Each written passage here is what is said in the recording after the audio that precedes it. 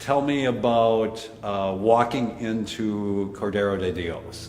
Walking into Cordero de Dios is like walking into home. It's like walking into like Cross of Life or Christ the King. Like you're just instantly surrounded by love and all these people that are so excited to see you and can't wait to spend time with you. Do they have air conditioning? No.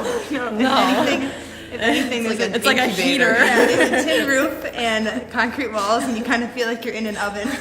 You sit there you in the just sit there afternoon. and you keep playing, and as you just literally sweat from every inch of your body. Describe the space. Space? Help people visualize it. When you first walk in, there's like their new kitchen. They just got this new like pizza oven, so that's where we kind of put our stuff. And then if you keep walking, there's like another little storage area, and then there's a wall, and it says Cordero de Dios on it. And then when you walk in, it kind of opens up, and there's like the tile floor of the church. There's a big picture of Pastor Norma. My name is Lauren Toster. I go to the University of Wisconsin-Madison, and it's just so global there. And there are so many people doing so many different things, and so many people that have traveled so many places. And I just felt like, to me, I was looking for something that I could do that made me feel bigger, like a bigger fish kind of in that large pond. My name is Maddie Flynn. Coming back as a college student, it was kind of like, okay, what's next? Like, what comes next after the youth trips? And my dad had kind of put this idea in my head of, oh, there's always the El Salvador trips in the summer. We should do that one of these years. My name is Bethany Toster.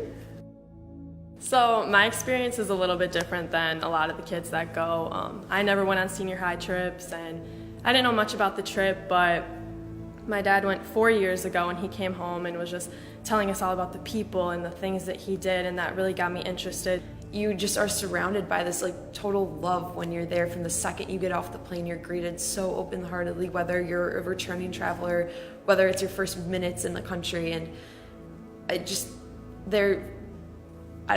so hard to put into words truly everything that they are, and everything that who they are and everything like that. 2 years ago, after I'd gotten back from this trip, Muriel had passed on this book to me called Tattoos on the Heart.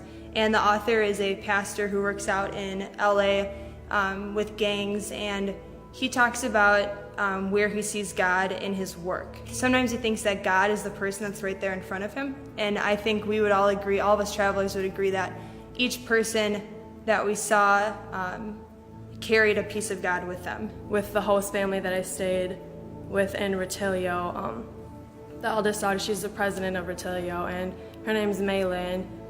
She just told us about all these sacrifices that she was making for her family, and how hard it was for her to be away from them, but how she was doing it to help them, and just so selfless, and it was just amazing to hear about. Yeah, I'd love to share a story about one girl that I met my first summer going. Her name is Paula, and she initially began as the girl I just reached out to that was kind of on the outside of our circle. She was really quiet, not interested in really playing with anyone. So we just started making bracelets together, and we talked a lot and really formed a really fond friendship, and carried that through the whole week. And at the end of the week, her and her brother both gave me a small little stuffed animal as a token of their gratitude before we left, and it just sent me to tears right away, because to get a gift from a kid that has so little, it was just so generous, and I almost I couldn't fathom it in the moment. And so I brought both of those stuffed animals with me to college, and they sat on my desk as a constant reminder for this whole year. Each time I've gone, I've gotten to share this experience with either one of my parents. So I went my first year with my dad, and the last 2 years I've gotten to go with my mom.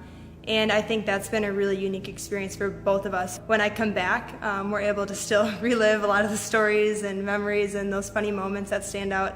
But then it's just someone who gets it when you want to talk about something that happened, or you have a reflection moment on something that you saw or that you did. Being able to share that with my parents has been really cool. And I really appreciate them being able to travel with me. Even just going that first time, it truly just feels like home. Like, I didn't know anyone getting off the plane, or even many people from our trip, but everyone just welcomes you with such opening arms. And whether we're in Cordero or Christian Ronaldo's house or Retillo, there's never a point where you feel uncomfortable or like you don't belong.